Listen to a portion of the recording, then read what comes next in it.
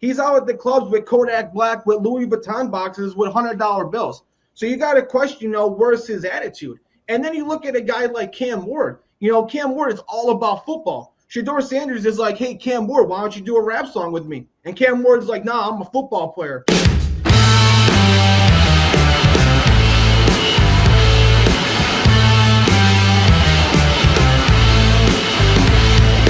We're back with Football Forecast Offseason Edition. He's Kaynen Buckshot. We have a special guest this episode. We have Grant Winsauer with us. I'm Anthony Balester. We have a lot to get into. Obviously, we just had the draft just last week. We had, the crazy news with Shedeur Sanders dropping. The Giants made some interesting moves during the draft as well. We obviously had the Jaguars who are deciding to try to go all in. The Titans maybe potentially got their franchise quarterback, and lots other more to get into. But definitely make sure to be following us on all social medias at TFB Forecast ETB. Also be making sure to follow our YouTube channel at youtube.com/ETB Network. We're very close to 1,000 subscribers. We're right at the 930 mark. So any extra subscribers would definitely help. Please help us get to that 1,000 subscriber mark. Also make sure to check out the ETB Substack at etbnetwork.substack.com. We got a bunch of new shows starting every week. We got MMA stuff. We got basketball stuff. We got all kinds of college sports as well. So anything you're interested in, definitely make sure to check us out. And be making sure to listen to us however you listen to your podcast, whether you listen to them on the go on your AirPods or you listen to them on your television when you get home from work. Listen to us however you do. And also, the show is presented by Playback. Football Forecast is presented by Playback, and we got a lot more to talk about when that in the middle of the show. But yeah, guys, we just had the draft. It was a tremendous week. Lots of surprises. But before I get into it, how are you guys doing today? I'll start off with you, Grant. How are you doing? I'm doing great. I mean, I've got my own podcast that I just posted a draft recap for the Bears myself on Monday. And I was very happy with Ben Johnson's first draft as a head coach, and obviously, like any team, we it's all hype right now. We can't necessarily say that this draft class is the greatest draft class in the history of draft classes, because we haven't actually seen any of the players on the field yet for every team. But from being on paper, the draft class looks really good, and I can't wait to see the 2025 Bears on the field in 3 or so months from now. But that's a long way away. Yeah, you're absolutely right. And I definitely think the Bears made some, definitely interesting draft picks that we'll definitely have to talk about during the show. How about you, Kaynen? How are you doing? I know your Giants made some great moves that we'll be talking about later in the show as well. Yeah, I'm good, Anthony. Good to be back. I took a little break there. It's awesome to get back into football again. How about you, Anthony? Oh, real good. Bills added some defense, so I'm definitely happy about that. And it's definitely great to have you back, Kaynen. I know you had to be living it up and having the time of your life in Florida, and it definitely is much better weather than what we're dealing with here in Buffalo. But that's another story for another day. But the biggest topic that we have to talk about, the thing that everybody was discussing during the draft, and I think was the biggest surprise, and that was Shedeur Sanders, who was projected to be a first-round pick, at the very least, maybe as far as Pittsburgh, or maybe even a team drafting up into the end of the first to go and get him. And Shedeur Sanders not only dropped from day 1 to day 2, he dropped all the way to day 3, all the way to the 5th round to the Cleveland Browns. Now, there's been many reports that have come out to basically kind of discuss why maybe this potentially happened. And there's a lot of things and a lot of news about this. But before I dig deeper into this, let's start for you guys. Since you're a special guest, Grant, what were your thoughts about Shedeur Sanders dropping to the 5th round? So there's a couple of things that I want to talk about here about this. First of all, not only was Shedeur Sanders the only quarterback they took another quarterback before him, and I can't remember his name, but honestly, I really think the reason that he dropped comes down to two things. First of all, the man doesn't have an agent. His father is his agent, and Deion Sanders. I love the player. I just don't know if I love the person, because he can be a little bit of a drama king for his family. And also, I'm not, but Deshaun Watson will not be playing in this upcoming season because he re-hurt his Achilles again. So maybe that's the reason they drafted two quarterbacks. I just don't know. I don't understand why you drafted two when you drafted one in the second round. I think I'm blanking on that, but I think one was in the second round. But I don't know which one starts, but I'm actually kind of between the two. I am actually kind of hoping that it is Shedeur, because I do want to see him on the field and prove everyone wrong. Yeah, that's definitely a lot of good points you made, Grant. And the one you're referring to is Dillon Gabriel, the quarterback from Oregon, who they drafted in the third round. So it's going to be interesting competition. What were your thoughts, Kaynen, about Shedeur Sanders dropping to the fifth round? Yeah, I thought that was absolutely crazy the way their QB room is now. I was surprised at this. I think a lot of people are surprised as well. I didn't like him as a top 5 pick, but I definitely didn't think he'd be going to the fifth round. A lot of people thought he was the second QB taken off the board no matter what. And I was with you, Anthony. I thought maybe Pittsburgh was as low as he'd go, but wow. He must have had some type of attitude or just made like the worst impression during those interviews, because I don't know. I kind of want to ask you, Anthony, have we ever seen a guy decline this much in a draft like before, or what? No, typically no. Even when Mel Kiper was showing his biggest quarterback slides, all the quarterbacks that he had ranked as like top 5, top 10 players all went at least in the second or third round. So we never seen a guy fall all the way to day 3. So like you said, Kane, there had to have been some questions off the field, because as the talent, in terms of what he could do as an accurate quarterback, reading progressions, delivering the ball on time, and doing what he needs to do, playing behind a bad offensive line with no running game, and still taking those hits, being tough, and delivering the ball where it needs to be. Obviously, his talent was a first-round pick. But there was some off-field issues that were leading up to the draft. And, you could kind of look at the timeline of this. You had Shedeur Sanders at the combine saying, well, if you're not willing to change the culture, well, then don't draft me.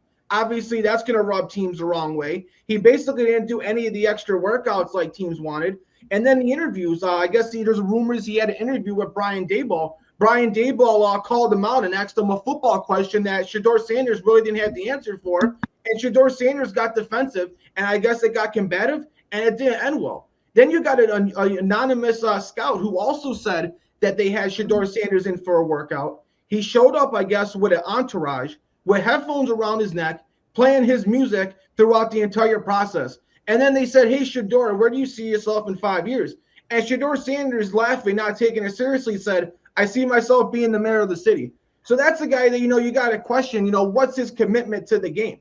And then you see what he did during the draft, getting his own custom room, having dancers and DJs playing his rap music with $100,000 chains. And then after dropping to the fifth round, you would think, hey, maybe, you got to be humble. You got to work hard. Now you got to go and earn the starting job. You think he wants to get that playbook and work hard. He's out at the clubs with Kodak Black, with Louis Vuitton boxes with $100 bills. So you got to question, where's his attitude? And then you look at a guy like Cam Ward. Cam Ward is all about football. Shedeur Sanders is like, hey, Cam Ward, why don't you do a rap song with me? And Cam Ward is like, nah, I'm a football player. And Shedeur Sanders is like, oh, you got no hobbies outside of football? Football is not everything. And that's why one guy went number 1 overall, one guy didn't. So I think it had to do with the off-field issues, and maybe Deion as well.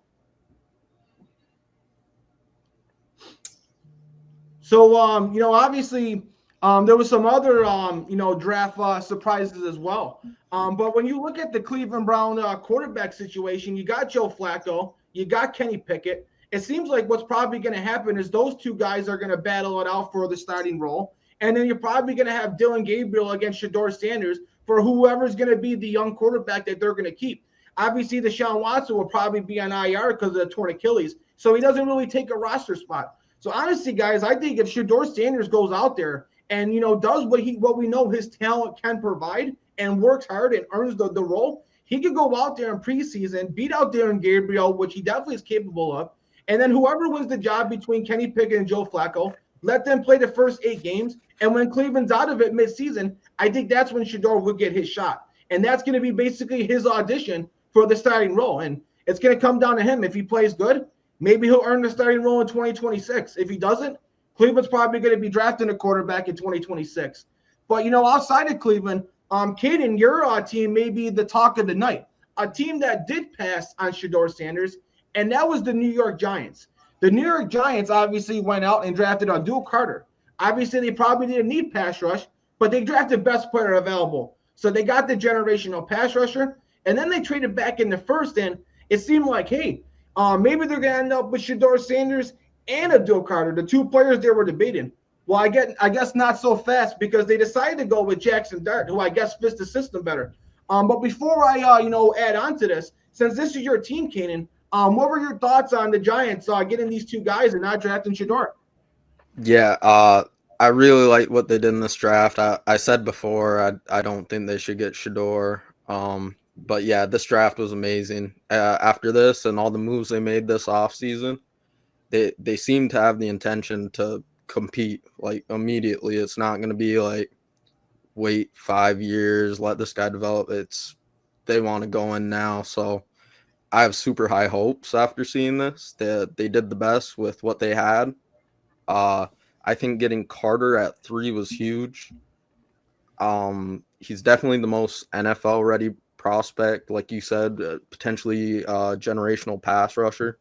He's going to be an amazing weapon on this Giants defense with his size and athleticism. He'll be perfect with the pass rush that we already have, which is pretty dangerous.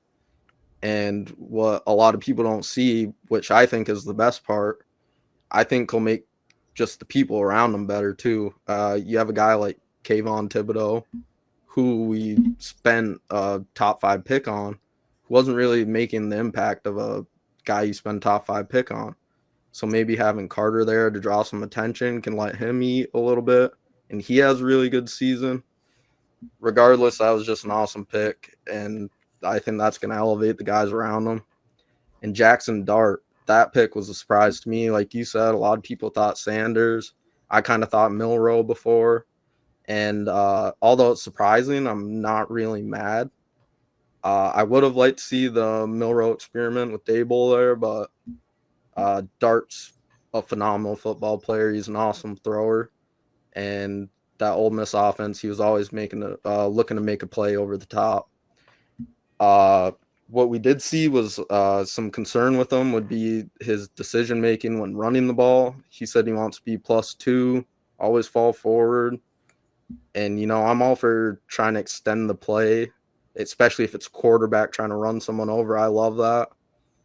But you got to know when to make a business decision and kind of keep yourself safe, because we have seen him get taken out of game, get injured.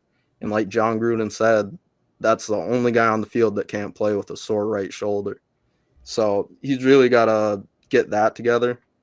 But other than that, I mean, he's a gunslinger. I think that's going to mesh well with Malik Neighbors, just constantly throwing the ball. I think he's going to be happy with the targets he gets.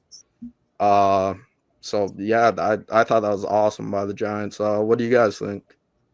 Yeah, I think you're absolutely right, Kaynen. And, with what the Giants did, this is going to end up being the best draft of any team this year, or it's going to be the worst draft. And it's all going to come down to what Jaxson Dart does. But Grant, what were your thoughts on what the Giants did? Okay, so before I get into what the Giants did, I just have to say this. I would have now. I love that Abdul Carter went to the Giants, but honestly, like 10% of me wanted to see him in a Cleveland Browns uniform to see how he would perform alongside Myles Garrett, because Abdul Carter didn't transition to an edge rusher until his last year in college, this previous year. so like he didn't have necessarily like the highest sack numbers, but if you're playing alongside Myles Garrett, you're gonna get 12 to 15 sacks, and Myles Garrett gets 12 to 15 sacks. So I would have loved to see that combo, but they drafted they traded back with the Jaguars so Jaguars could draft Travis Hunter, and we'll get into that in a little bit. But I mean, Abdul Carter is just going to make this already monster of a defensive line just so much better. I mean, you've got Kayvon Thibodeau, you've got Dexter Lawrence, you've got Brian Burns still. I mean, and then when you get into Jaxson Dart, I mean, I saw a tweet like a couple of weeks before the draft that said the Giants are going to go from Danny Dimes to Jaxson Dart as their quarterback. And honestly, in the moment, I didn't believe it, but then this happens, and I'm like, oh my God, that tweet was right. And the only reason I didn't believe it was because that tweet was from a Twitter account that is prominently wrong more than they are right. So I was like, and I thought that they were just doing it for like the nickname funniness of it. But I mean, the last Ole Miss quarterback that was a Giant was Eli Manning, and he was great. So maybe Jaxson Dart could be the next Eli Manning. Yeah, that's a good point, and I think if Jaxson Dart's anything like Eli Manning, then I think the Giants hit a home run. And obviously with Abdul Carter, like I said, generational pass rusher, can't go wrong. Him and Travis Hunter are probably the two can't miss prospects that bar an injury, probably have no bust potential. So you add another elite pass rusher, and then when you look at the way the contracts work, obviously Kayvon Thibodeau, they just picked up his 5th-year option. Brian Burns already got a huge extension. Mm-hmm. And obviously you're going to have Abdul Carter on a rookie contract. Honestly, if they structure and strategize these contracts, you could get about 2 or 3 years with all three of these guys, which having 3 elite pass rushers is a bad sign for any offense that they're going to be playing against. So if you could keep those 3 guys together for 2 seasons, it would be unbelievable. And then you look at the way some of these guys' contracts work. Is obviously Thibodeau, you're going to take his 5th-year option, so you're not going to have to pay him for a year or 2, and they can get out of Brian Burns' contract in 2 years. So the way this could work is in 2 years, you get out of Brian Burns' contract, then Kayvon Thibodeau's contract kicks in. And then after about 3 to 4 years after that, when his contract can be outed, you can give Abdul Carter his contract. So basically, in a way, you want to have to pay a super amount of money the way they can structure his contract. And like I said, the first 2 years, you're going to get 3 elite pass rushers, which not too many teams are going to have a better trio than those guys. And then when you look at the offense, obviously Jaxson Dart's going to be the one who makes or breaks this team. If he's successful, Brian Daboll and the GM will be able to keep their job. If he's not, they'll be gone. A new coaching staff and GM will have to come in. That's the biggest question, though, in my personal opinion. Will Jaxson Dart and Abdul Carter be able to save them? I'm sorry, interrupted Anthony. No, you're absolutely fine, Grant, because you're absolutely right. And it's going to come down to the quarterback position, because the quarterback position is the position that, makes everything work in the NFL. And it's the most important position in sports for a reason. And when you look at Jaxson Dart, I mean, you're talking about a guy who was the top recruit coming out of high school. He went to USC, showed flashes as a freshman. And then obviously they fired the coach. They brought in Rick Riley. They brought in Caleb Williams. So Jaxson Dart had no choice but to transfer. So he went to Ole Miss to play with Lane Kiffin, and he improved each and every year. Now, obviously, he's got his inconsistencies. He'll have games where he looks like the best quarterback in college, and then he'll have some poor games in the clutch against teams like Kentucky and teams like Florida. But he was playing in the SEC against top competition. He does got some decent arm strength. He's got some zip on the ball. So you can see why a guy like Brian Daboll would be enamored with his potential. And, he probably does have a higher ceiling than a guy like Shedeur Sanders. The only thing is he's got a much smaller floor and much higher bust potential. So you got to take the risk and reward. But in Brian Daboll's case, he's got to take the risk, and he's got to go all in to take the guy who could potentially get the Giants over the hump. So it's definitely going to come down to him. And speaking of other positions and other players, the guy who I thought was the best player in the draft, and that was Travis Hunter. The Jacksonville Jaguars decided to go all in and trade up for Travis Hunter. Now, a lot of people are saying, they gave up too much for him. giving up a number 1 pick in the draft the year after, from a team in Jacksonville who typically is always picking in the top 5. So to give up a number 1 pick in next year's draft for a guy who's going to be a cornerback and a receiver does seem like a steep price. But I think they made the right move. But before I get into detail with this, I'll start off with you, Grant. What were your thoughts about the Jaguars trading up for Travis Hunter? So, I mean, there is no doubt in my mind and anyone in the NFL world's mind that Travis Hunter I guess was, since the draft is over, was the best player in this draft because he plays both ways. My concern with that, not only are the fact that wide receiver and corner are 2 of the most gruesome positions to play in the NFL because those positions just seem to get injured a lot. But also, I mean, you said it, like the Jaguars are always a team that are so bad, and my concern is you played at Jackson State in Colorado, not two not necessarily great programs. The only reason that they turned into great programs is because Dillon Sanders was the coach there, in my personal opinion. And so my concern with Travis Hunter playing both sides of the ball, and it's actually I think I read somewhere that it's prominently going to be wide receiver and a little bit of corner. It's not going to be a majority corner. My concern is, since you didn't necessarily play the most top level of competition in your college career, and now you're playing NFL competition every game, how long is your NFL career going to be because you're playing top competition and the fact that you're playing both sides of the ball? Because if I was Travis Hunter, as much as I don't want to say this, I'd just pick a position where the money comes from, and that's wide receiver. I'm sorry. But yeah, you definitely make a lot of good points, Grant, and obviously playing 2 positions against grown men who are obviously much bigger and faster and stronger than college kids, it's going to warrant, how long can your body hold up? And obviously, is he going to be able to have a long career? And that's going to obviously determine how much money is he going to get, because is he going to get a 3rd contract and not just a 2nd contract? So we shall see. But before, I go in detail, I'll ask you, Kaynen, what were your thoughts about Travis Hunter going to Jacksonville? Yeah, I really like this pick because I think Jacksonville needed some excitement, and if Travis Hunter's anything, he's exciting. He's going to be a spark that the offense needs, and obviously he's locked down on defense. It's going to be really interesting, like you guys said, to see if he can keep up and play this 2-way type of position at this level. And I really think Jacksonville's a good team for him to try it out on, because he's going to be put in a starting role either way, more than likely. And he'll know right away after the first couple games, if not the first couple snaps, if he can do the whole 2-way thing. So I think this is awesome. If he's the player everyone thinks he's going to be, this will be huge for football, because we'll see more multi-position athletes.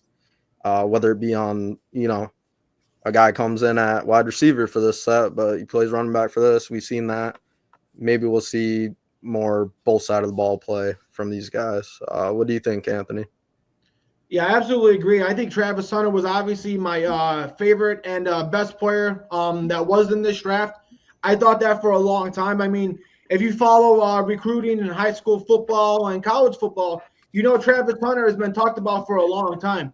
Pretty much since he's been a sophomore in high school, he's been talked about this phenom, this generational player that could play 2 positions. And you see a lot of guys in high school that play 2 positions, and you're like, okay, well, a lot of times they'll just decide and settle with 1 in college. And then you'll get a guy who maybe plays sparingly in college at 1 position than the other. But then you had a guy like Travis Hunter who was playing full time at both positions. And I would make the argument that if he was just a straight receiver, he'd be the best receiver in this draft. If he was a straight corner, he'd be the best corner in the draft. That's how talented this guy is. But you guys make a good point. it's going to be determined on, not whether if he could do it skill-wise, but can he do it, physically with his body. Going up against these grown men, as a receiver getting hit across the middle, and then as a corner trying to tackle on the other end, that's going to take a lot of wear and tear on your body. And, like Grant said, corners and receivers already get hurt a decent amount. And now you're going to get a guy who's going to try to do both. I know cardio-wise he can do it, but can he do it physically? And he's already a guy that's a little on the slimmer side. He has put weight on, and he'll continue to put weight on as a 21-year-old kid. But it's definitely got to warrant the question. Now, I think what Jacksonville might do, and what a lot of people said makes the most sense, is obviously keep him as a full-time receiver. In today's NFL with the passing league, that's the best way where he can make the most impact. Come right in and be a number 1 top 10 receiver in the league. And then have him play on third downs or play in the fourth quarter as a cornerback. That would make the most sense, because then he's not killing his body trying to make tackles. And then on very important situations, he could go in there and try to take out one of the offense's key players. So you are getting the benefit of having him both ways, but also being able to, keep his longevity as well. So I like him as a full-time receiver, and then kind of basically important situations on defense. I think that would make the most sense. And you look at Jacksonville, this is a team who already has a number 1 receiver in Brian Thomas Jr. They already have a really good corner in Campbell. Now you got a guy like Travis Hunter who could come right in. He doesn't have to be the number 1 receiver. He could be the complimentary number 2 receiver, so he won't get the top corners going up against him. So he's going to be the number 2 receiver while also probably being Jacksonville's second best corner. So I think it's a tremendous pick. And yes, giving up a number 1 pick in the draft the year after from a team that's always picking high in the draft for a non-quarterback is very risky. But I think Travis Hunter, you're basically getting 2 players in one with the fact that he can play 2 positions. And I think him alone, with also some of the other additions, and if Travis Hunter could play better, I think this is a team that could definitely win way more games than they did last year, and probably could be the second best team in their division. Obviously, the Houston Texans are better, but I think right now today, Jacksonville should be better than the Tennessee Titans, and they should be better than the Indianapolis Colts. But we shall see. It's going to be up to the offensive line. Are they going to be improved? And ultimately, it's going to be up to Trevor Lawrence. Trevor Lawrence has to take the next step. If this coaching staff who's coming in there can't make it work with Trevor Lawrence, I think the next coaching staff will not be having Trevor Lawrence, and they'll decide to go in another direction. One last point I'll make about this is Travis Hunter's from Florida. So this was the team that he wanted to go to all along. So I think that's another reason why Jacksonville wanted to go all in. They wanted him all along, and Travis Hunter wanted to go back to Florida all along. So it's a perfect match for both, and I'm glad for Travis that he gets to go to the team that he wants, because he definitely deserves it. But we got a player who went first overall in the draft, and definitely as we got closer to the draft process, definitely seemed like he earned the number 1 quarterback spot and the number 1 draft position, and that was Cam Ward. The Tennessee Titans hopefully potentially got their future franchise quarterback in Cam Ward out of Miami. This is a guy who's got all the talent in the world, and the Tennessee Titans think that this guy can be one of the best quarterbacks in the NFL. But before I get into this, we'll start off with you, Kaynen. What were your thoughts about Cam Ward going first? Yeah, I thought Cam Ward going first is a guy like we kind of didn't talk about a lot because everyone figured he was going to be the first overall pick anyway. There wasn't much to compare, anyone to compete with him. But this guy's got an awesome story. He came out as a 0-star recruit out of high school, played at Incarnate Word for 2 seasons, then Washington State for 2 more. He was about to enter the draft, decided not to.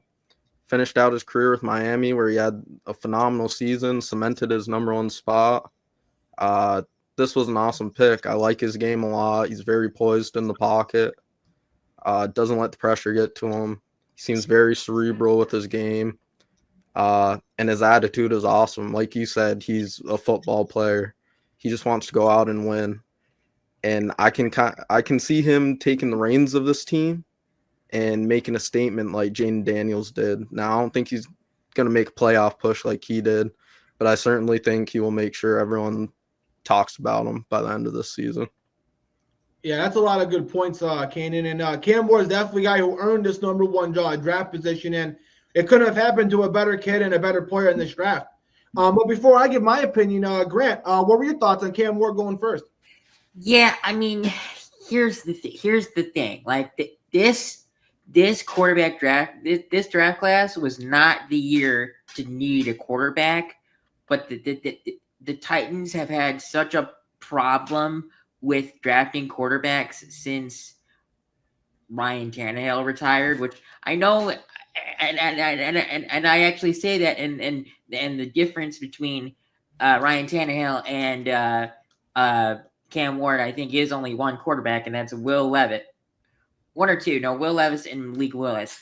But like this wasn't the year to need a quarterback in a draft, but the Titans just have had such problems with that they just needed to take one, and like lately it's just been, no matter like how lackluster or how great the quarterback class is, unless there's like a Travis Hunter or a Abdul Carter, like there's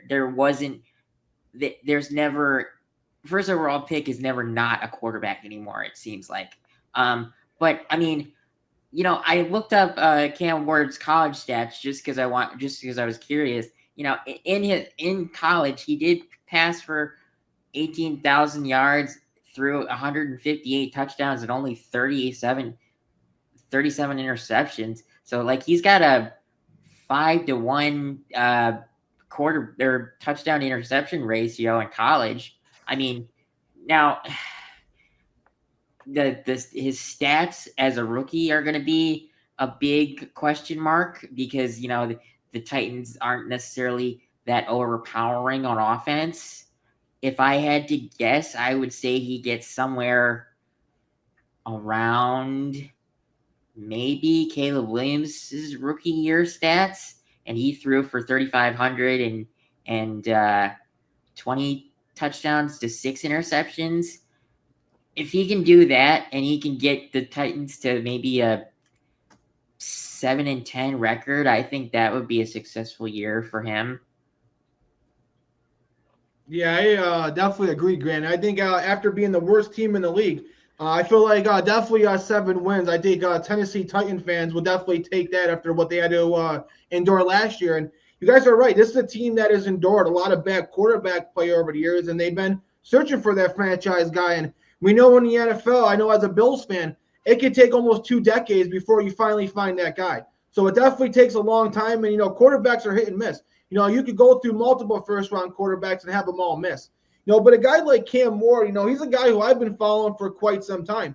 I do remember him coming out of Incarnated Word, and he was considered one of the top quarterbacks in the transfer portal. And yes, he was coming from a small school, but he was a 19-year-old kid who was lighting up at that small school. And yes, he was playing up against guys who are going to be accountants and not playing at football for a living, but he still was throwing up tremendous numbers.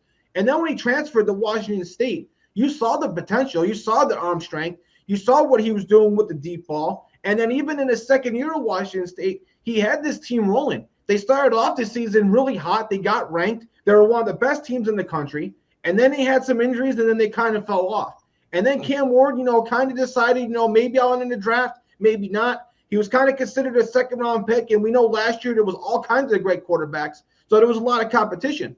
Cam Ward decided, no, I'll make some more NIL money. I'll go to Miami. And he went there, and that was the best decision he ever made. You got to see what this guy could do on full display and see him hit his full potential. You saw the arm strength. You saw the sideline throws. You saw him be able to put a team on his back and be able to do what he needed to do to get a win. And there was times where Miami's defense was just putting Miami in so many bad positions. And majority of the time, except for a couple of games, Cam Ward was able to dig him out of those holes. And, and then you listen to the way this guy talks and his mentality. This guy just loves football, and he just loves the process, and he just wants to improve each and every day. And that's exactly what he's done from the time he's started, from the time he's at now. And like I said, just because of that, I think that's why he went first overall. And he's a guy who obviously does have a lot of bust potential because sometimes he can struggle with accuracy and inconsistencies. But I think this is a guy, because of the mentality and because of the work he puts in, I think he is going to be a franchise quarterback. And ultimately, I think he probably will reach his potential. And I think in a couple of years, the Tennessee Titans, if they could build a team around them, could definitely have a future team that can be a playoff contender. The Football Forecast is presented by Playback. Watching sports is fun, but it's more fun with others. We spend way too much time watching it alone. Playback is a virtual space where communities can stream live sports together, with everyone perfectly synced up. Creators could hop on stage, deliver their own play-by-play analysis and commentary, and invite viewers up for Q&A. Playback makes watching sports fully interactive and a social experience. From playing fantasy sports, from repping your favorite players and teams, and watching with the commentators and communities you care about. Win or lose, sports are best enjoyed together. Join our community by going to playback.tv/ETB network to find out more, including our live stream schedule. Now back to the show. But obviously, we had a lot of stuff that happened in the draft besides these top names. There was a lot of surprises outside of Shedeur. So, obviously, we got to speak about anything that happened outside of those guys. So, before I say anything, I'll start off with you, Grant. What was your surprises from the draft outside of the things we talked about? Okay. I'm gonna mention a few Bears names, but I will also try and stay away from them also. So I'll mention them last. But a few surprises for me were Mike Green going to the Ravens. I know that he had some character troubles, which is probably why he slid to the second round. But I mean, the dude is a beast, and going to the Ravens, that is just an NFL program that's gonna, make you grow up as a prospect probably. And then another one for me was Cam Skattebo going to the Giants in the fourth round, I think. Yeah. Was that? Yeah. Okay. And I mean that dude was electric at Arizona State. And I mean, he was one of the names that I wanted the Bears to target. I mean, I wanted the Bears to get a running back sooner than the seventh round, but I mean, I think he's going to be great for the Giants. I don't know if he's going to be the next Saquon Barkley, but you have a better running back room than you had last year, probably. And then my two surprises for the Bears, honestly, were Colston Loveland and Luther Burden. So starting with Loveland, I saw a tweet that said that the Bears were interested in him in, like, I want to say like 2 days before the draft or something like that. And I thought that I thought that it meant in the second round if Tyler Warren wasn't available, because Tyler Warren was the top tight end in this draft among NFL circles. And I thought that he had a good chance of being available at 10, and he was available at 10. But, Ryan Poles and Ben Johnson, kind of, looked at, we're looking at quarterbacks or players from Michigan last year, because, the Bears were trying to get Caleb Williams, and Ben Johnson was looking at someone with the Lions staff, and Colston Loveland caught both of their eyes, and now, Ben Johnson says that he sees a lot of Sam Laporta in Colston Loveland, and I'm all for it. And then for Luther Burden, I mean, the thing about him was last year at the end of the 2024 draft, Burden was projected to be a top 5 draft pick or something like that, and he slid all the way down to 39. And the coolest thing about him, in my personal opinion, is the fact that after he didn't get picked night one, the dude went to his college to work out at 1 a.m. in the morning. I mean, if that doesn't show that you're dedicated to football, I don't know what the hell will.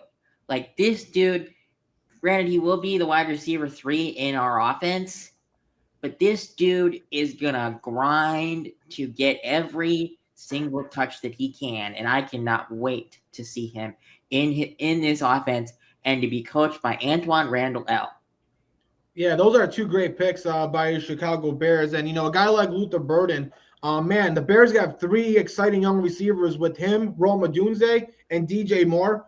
That's a tremendous trio. So as a Bears fan, you gotta love that. And then with the Colston Loveland pick, yeah, obviously you thought they were gonna go with T.J. Warren. It seemed like he was the consensus top tight end. But then when you look further deep into it, I mean, Colston Loveland is 2 years younger. He played on a team that had an absolute disaster quarterback and offensive situation his last year there. So you're talking about a guy who hasn't hit his full ceiling. He may even have a much higher ceiling in terms of his size, strength, and speed than Tyler Warren. So he's more talented. He's got more potential for growth. So, and he fits the system. And I can kind of see the Sam Laporta comparisons as well. So I understand that. But yeah, Grant, I was surprised because it seemed like TJ Warren would be the top tight end. But before I give my other surprises, Kaynen, what were your surprises? Yeah, the biggest surprise for me was Tyler Shaw. He went before guys like Milroe, Sanders, Will Howard. Not saying that he's not a great player. It's just that he's had 3 major injuries in college. I think 2 to the collarbone and 1 to the fibula. And I mean, when you're already dealing with injuries of that level so soon, it's really hard to see like the long-term idea. So I'm not sure what the Saints were doing picking him there that high. In the second surprise, which we kind of touched on it, but the other side of it, Mason Graham going 5th to the Cleveland Browns. The Browns made out like bandits with that trade, considering all the picks they got. And even though Graham isn't really who I expected to go to the Browns, like you said earlier, Grant, Abdul Carter, that's kind of who I thought was going to go there. I think that's going to be some good help for Myles Garrett as well. Kind of like the same idea.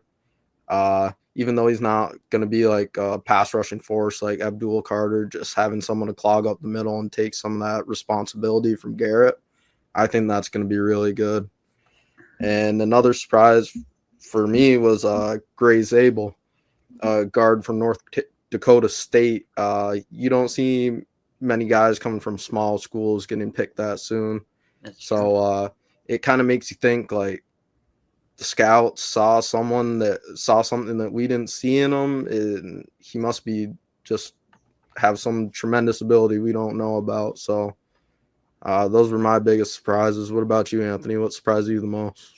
Yeah, those are some good picks. And, with Zabel, I mean, he's definitely a talented guy. And I know North Dakota State is a smaller school. They do win a lot of championships, but, yeah, they don't go up against a lot of high competition. And like you said, Kaynen, you don't see guys coming from those schools going in the first round all that often. Their school might be the one rare one, but, yeah, it doesn't happen. And usually when it does, those players have to be super, super rare and super, super special. So hopefully this pick's right. And like you said, they must have saw something special in him to draft him in the first round. Cam Scatterbo was definitely a surprise, like to Grant's point. He was the guy who put Arizona State on his back, leading his team almost all the way to the championship, coming up short against Texas. But he nearly got there, almost averaging over 200 yards from scrimmage in some of those big games. And then Tyler Shuck, the quarterback from Louisville. Going higher than most of the other quarterbacks. It was definitely a surprise. And I know a lot of, insiders were saying it was speculated it could happen. Now, the reason why, teams were enamored with a guy like Tyler Shuck is, yes, he's going to be a 26-year-old rookie. Yes, he played like 7 years of college. But this is a guy who's over 6'5", almost 220 pounds, and runs a 4.6. And when he was able to stay healthy and put it all together, this is a guy who's got Justin Herbert-type potential. But like you said, Kaynen, you got to question his health. And I think that's probably why between the age and health, he dropped to the second round. So the Saints are going to try to see what they can get out of him. And I think he will ultimately, given his age and given how much experience he has, will get a shot at the starting job this year. And we'll get to see how he does in that audition. Some other surprises for me was Carolina. We thought the Carolina Panthers were definitely going to improve their defense. But they went on and decided to finally give Bryce Young his number 1 target and Tektora McMillan, who's basically a Mike Evans target, and a guy having a small quarterback like Bryce Young, getting a guy who's big with a huge catch radius is definitely a perfect fit for a guy like Bryce Young. Some other surprises was the offensive line. I thought the offensive line was going to drop. I thought guys like Tyler Booker and some others would go later. Obviously, I'm not surprised about Will Campbell, But I thought some of those other, second-tier offensive linemen would go late first. And, the running offensive lineman went quick. And if you're a team picking later who needed an offensive lineman, you kind of got screwed up because offensive linemen went quick and fast off the board. Then you had Will Johnson, who looked like a top 5, top 10 pick, but because of his long-term speed and because of his injuries, dropped all the way to the second round. So I thought that was a huge surprise as well. But now we're going to segue to our next topic, to what we thought was probably the best picks in the NFL draft. So I'll start with you, Kaynen. What were some of your thoughts on who had the best picks in the draft? Yeah, I saw this was kind of questionable from what I've seen. It's got a lot of mixed reactions from people, but Tyler Booker, the guard from Alabama, going to the Cowboys. I like that move personally. Zach Martin retired, and that's kind of the culture of the Cowboys is to have a strong offensive line. So for them to go after a guard like that right away, I really like to see that. And like you guys said, Cam Scadaboo to the Giants. That was huge. I really like that pick. Giants needed a running back. This guy, he might not have the most impressive statistics or the measurements, physical measurements, whatever. This guy's an absolute dog. He showed in college, like you guys said, for Arizona State. He was willing to do anything for his team, and most importantly, anything for a win. He was running people over. He was catching deep balls, and I even think he threw the ball a couple times. He's everything you'd want in a running back. He's hard to take down, and he's motivated. This guy used to run into telephone poles for fun. He used to put on the pads and tackle telephone poles. So I think this guy's going to be a huge part of the remodeled Giants offense here. And I think he's going to help get some wins for the team. My last pick here was Matthew Golden. Matthew Golden to Green Bay. It's been 20 some odd years that they've taken a wide receiver in the first round, and I just thought it was kind of funny that Rodgers was begging for years and years to get a receiver, and they didn't get it. But I like this pick a lot because their running back, Josh Jacobs, who just had a phenomenal year, he rushed for 1,300 yards. He says Jordan Love needs a wide receiver number one. So if that guy who's getting all the touches, all the yards, all the accolades, he's telling you need to pass the ball more and get a consistent target, I really think you need to do that. Not only will that expand the offense, it'll expand the run game and get more looks for Jacobs down the line too. Yeah, absolutely agree, Kaynen. And I love all those picks that you said. Grant, who were some of your best picks from the draft? Yeah, I'm gonna agree with a lot of some of Kenyon's thoughts, especially with like Tyler Booker. I agree. I did see him going later than 12, but when you factor in the fact that your best offensive lineman of the last, how long was Zach Martin on that line? 20 years? Not 20 years, but At least close to a decade.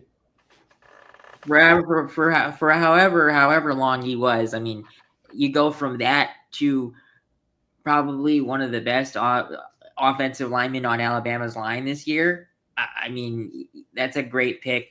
And then I mean, it hurts me to say this because the next player that I'm going to say I did kind of want on the Bears, but there was no way that he was lasting until 10. And that's Ashton Jeanty. Ashton Jeanty to the Raiders just screams to me Pete Carroll's next Marshawn Lynch. I mean, Jeanty has even said that he models his game after Marshawn Lynch. So that's another good one. And then my final one, I can't remember what round he went to them, but I'm not necessarily saying that it's a great team fit. I just love the player, and that was Princely. Oh God, I always choose the players that have the complicated last names. I can't even pronounce it. You could just refer to him as Princely U. Yeah, Princely U from Ole Miss. I mean that dude was a home wrecker, and I mean he was actually one of the edge rushers that I did want the Bears to look at if they were looking at an edge rusher, but they they did focus primarily on offense, which I actually envy them for. But if they were looking at edge rushers, I was hoping that he was one of the guys they were looking at, because he just looked like a huge, just defensive guy. Yeah, those are definitely some great picks as well. Definitely some picks that stood out to me. I think the team probably who may have had the best draft and probably had the two best players of any team, and that was the Baltimore Ravens. The Baltimore Ravens were able to go out and get Malachi Starks and then steal Mike Green. Now, the Ravens have taken players who do have sometimes off-field issues, and they're able to usually make it work. So they got potentially two players who are worthy of top 10 picks. And now you get a guy like Malachi Starks, who, was a versatile safety. You're going to pay him up with Kyle Hamilton, who's one of the best young safeties. No team probably has a better duo of young safeties than what the Ravens are going to have. And then you get a young pass rusher like Mike Green. Now, the Ravens have a decent pass rush, but a lot of their pass rushers are older. Now they finally get that young guy who could come right in, and you saw his emotions when he got drafted. He was crying, and obviously he's going to be highly motivated to come in and prove why he should have been drafted higher. And he's a guy who compares fairly well to a guy like Khalil Mack. And if he could be anything like Khalil Mack, I mean, the Baltimore Ravens had a great draft. And then you got the Atlanta Falcons, who stole Jalen Walker, potentially getting the best pass rusher or second best pass rusher outside of Abdul Carter in the draft, and Jalen Walker, who pretty much everybody said wouldn't get past Carolina at the 8th pick. And Atlanta gets him all the way in the middle of the first round. That was an absolute steal, and I think he's going to be one of the best edge rushers in the league someday. I think the Bills had a great draft. All their players, I thought they stole. Deion Walker, getting him in the 4th round, he should have been at least a 3rd-round pick.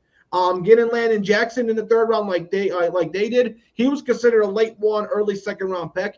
And then getting Maxwell Harrison, a fast corner that they need. The cornerback was their biggest position in need, and they got one of the best in the draft. Cleveland getting Quinshon Judkins, that was a tremendous pick. Obviously, Nick Chubb is no longer with the team. Ever since he got hurt, they've been looking for a replacement. And Quinshon Judkins, who was already playing for Ohio State, won't have to move too far. And he's a guy who's super explosive, and I think he's going to come in and make an impact day one. One last pick I'll say is the guy who always steals draft picks and always has a great draft, the best GM in the league, Howie Roseman, and the Philadelphia Eagles getting Jahad Campbell. This was a guy who, if it wasn't for his injuries, should have been a top 15 pick. This is a guy who was a top recruit coming out of high school, went to the University of Alabama, and could play edge rusher or linebacker and improved every year, and was one of the catalysts of Alabama before he got his injury. So I think that's a tremendous pick. And inside linebacker is a position that the Philadelphia Eagles need, and they add another freak to their defense, and that's a defense who already has a bunch of freaks. So I love those draft picks, but we can't talk about the best draft picks without talking about the worst draft picks as well. Anthony, before we get into that, I'm sorry, but like, seriously, what is stopping? Why aren't people ahead of Howie Roseman and the Eagles stopping him from getting like the top players from top programs at the last or second to last pick in an NFL draft? Because literally, like, Howie Roseman's 1st-round picks, like the last 5 years, could literally make him a GM of the decade because of where he goes for his picks from very successful programs. I mean, it's shocking.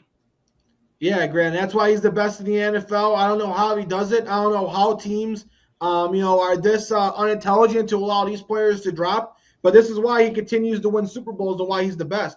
But like I said, we can't talk about the best draft picks without talking about the worst. So, there was definitely some head scratchers in this draft. But before I say, I'll start with you, Grant. What do you think were some of the worst draft picks this year? So, okay. Now, I'm not necessarily saying I have 2 players that come to my mind immediately when I think about this. The first player that I'm going to mention is Michael Williams from Georgia. And I'm not saying that he's a bad draft pick. I think that the 49ers could have gone in a different direction because like Kyle Shanahan skipped the combine altogether, and that's my personal opinion as to why they chose Mykel Williams over Tyler Warren. To be honest, I didn't know if George Kittle was going to sign his contract so close to after the draft. That's why I thought that they would at least look into a tight end.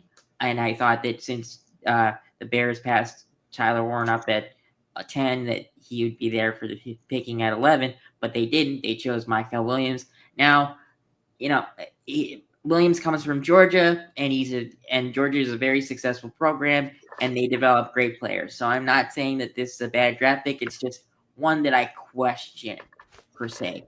And then my other one, this one sucked. It was Shedeur Stewart from Texas A&M to the Bengals at 17, because this dude may be a physical specimen on the field, but in 4 years of college, 4.5 sacks. That is not worth a first round draft pick. That is worth like a 5th round draft pick at best, in my personal opinion. And then I'm trying to think of like one more. I don't want to just give 2, but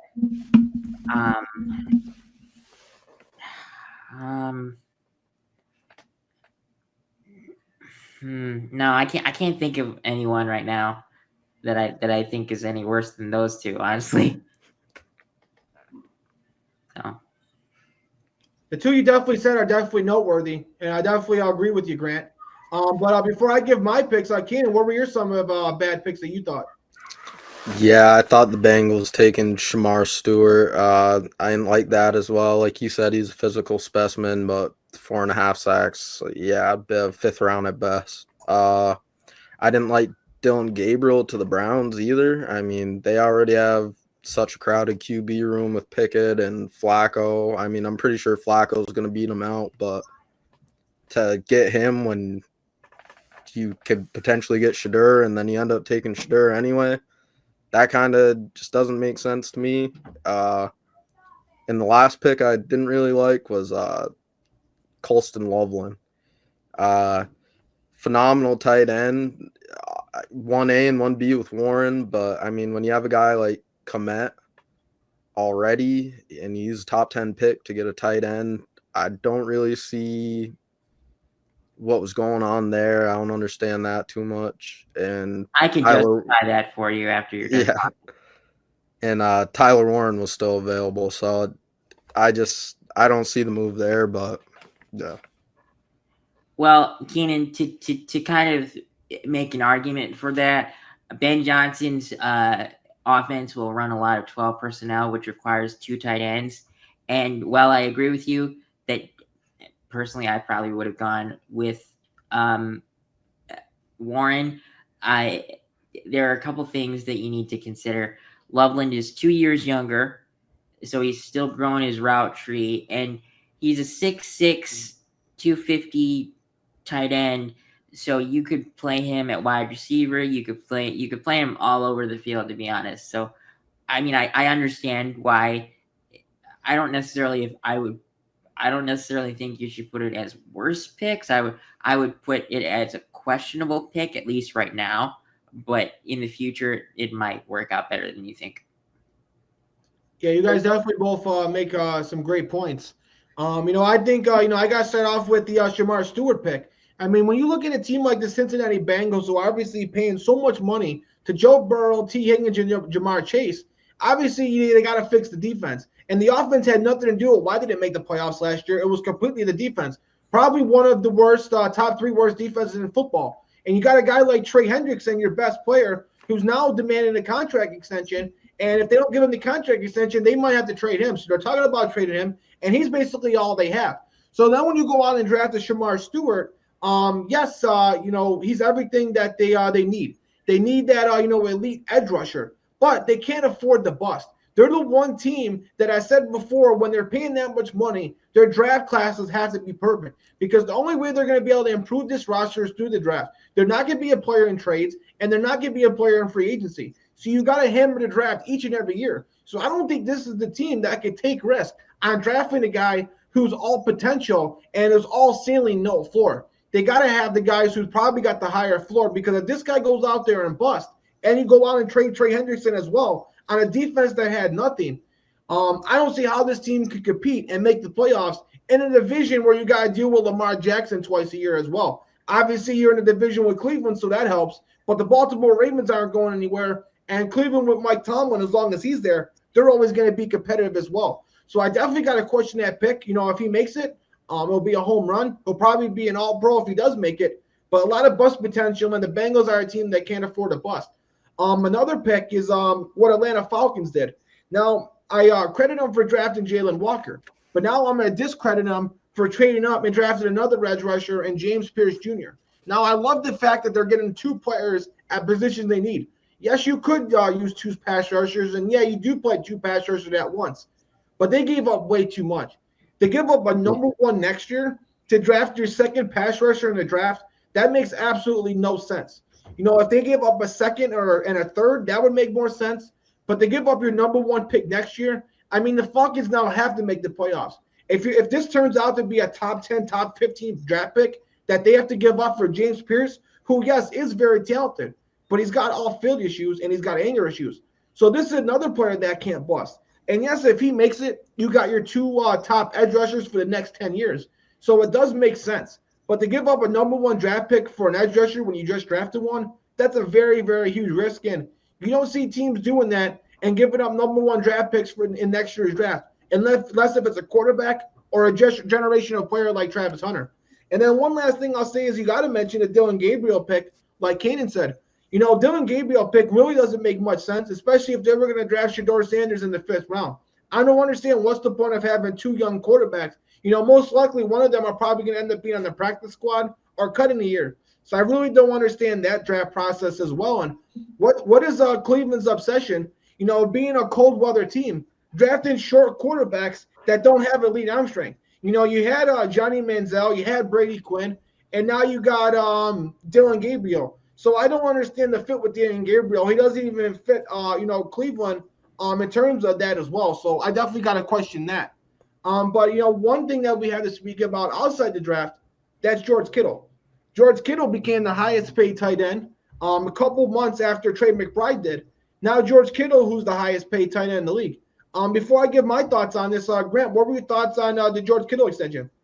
Yeah, I kind of mentioned it a little earlier. I thought that, I read that George Kittle and the 49ers were having contract disputes, before the draft. So I thought that the 49ers would at least look to draft a tight end somewhere, and they didn't. So I figured that they would figure it out. But the problem is like you just mentioned that Trey McBride was the highest paid tight end before George Kittle. So I'm wondering if the feud that he had with them with his contract was making sure that he got more than Trey McBride, because maybe Kittle doesn't think that McBride is worth the $76 million that he got from Arizona, which, in all fairness, I could understand that because, Arizona doesn't have a great offense, but you give $76 million to your only legitimate passing threat from last season. When they got Marvin Harrison, I knew that they were going to have a more legitimate passing offense, but still, I don't think that McBride was worth $76 million. George Kittle is easily worth $76 million, probably more than that. But I also don't know how much longer Kittle has in the tank, because he is. Actually, I'm going to look that up real quick. George Kittle. Sorry, I don't know how old George Kittle is. He's in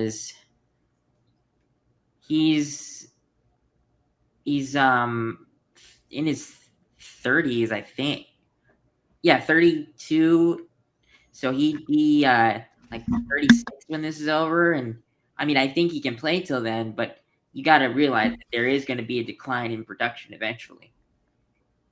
Yeah, I definitely agree, Grant. That's definitely some good points, but he definitely earned the contract. But what were your thoughts, Kaynen, before I give my point? Yeah, I think he for sure deserves it, being the top paid tight end. He's been, if not number one, he's been in the top three conversation for what seems like forever now at tight end. And it's hard not to pay the guy because it's almost like you have a second lineman out there. The way he run blocks, he's truly special in that aspect. And if I remember correctly, he even took pay cuts to keep the team together and stay a contender and that elite. So I'm happy for him. I'm proud he got his flowers, and there's no one better that deserves the top paid spot there. Yeah, I absolutely agree, Kaynen. You guys are right. He definitely deserves it. And you took the words right out of my mouth, Kaynen. He's been a top 3 tight end, which basically seems like forever. Since the guy has entered the league, he's pretty much been dominant. And now he's at the point where, he's been pretty much 1 or 2. At one point it was, number 2 to Kelsey. And now it seems like he's probably going to be number 2 to Brock Bowers. So this is a guy who definitely, deserves the contract. He's the next guy up for that contract. He's better than Trey McBride, so he deserves more than him. And right now, it seems like he's just the face of the 49ers. It seems like when you think of the 49ers, he's the first player that you think of. So he's definitely a guy who you can't lose. He seems like the leader of the locker room. So you got to keep him. And this is a team that already doesn't know the future health of Christian McCaffrey. You don't know what's going to happen with Brandon Ayuk coming back from his significant injury. And now you just traded Deebo Samuel. But now you got to think about this, though, was with the Brock Purdy contract. It seems like they definitely were trying to free up some money because they're not going to let him go, and they do have confidence that they're going to resign him. It's just going to be interesting to see what number that's going to be. But that's going to do it here for the Football Forecast Offseason edition. So definitely be making sure to follow us on all social medias at TFB Forecast ETB. Definitely make sure to watch and subscribe to our YouTube channel at youtube.com/ETB Network. Like I stated before, we're very close to 1,000 subscribers, so make sure you help us get there. Make sure to check out the ETB Substack at etbnetwork.substack.com. Then make sure to listen to us however you listen to your podcast. And also, the Football Forecast Show is presented by Playback. We'll see you guys next week.